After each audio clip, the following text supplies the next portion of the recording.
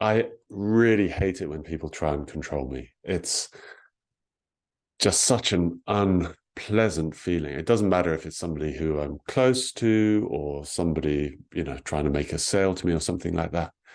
Being on the receiving end of somebody trying to control me is a horrible experience. Perhaps you've experienced it yourself.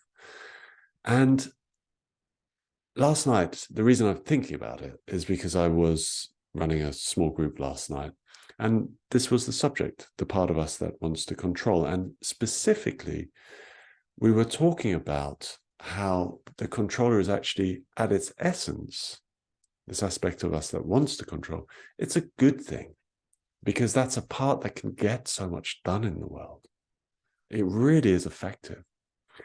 The problem is when it is used in a way which is inappropriate to the situation. And more than that, when it's fueled by survival energy. That's that energy of, I've got to deal with this problem. I've got to make my friend see that what they're doing is wrong. I've got to make my child behave this way. I've got to make my employee do the things that I tell them to do. When it's got that fuel to it, that survival energy, it's very difficult to deal with. Now, sometimes we have to drop into that space. It's just life and that sort of thing. But I think if it's habitual, if that's the place that we're operating from in our lives, that we're just trying to control the whole world to be the way we want it to, that's a very, very, very stressful way to live.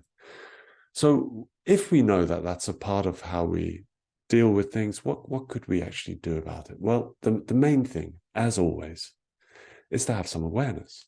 Is to have some awareness that I'm trying to control something which perhaps doesn't need to be controlled in that way.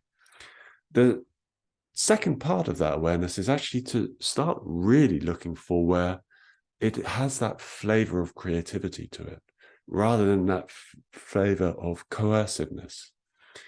And when it has that creative side, firstly, it's generally received better, but it also, the impact tends to be better.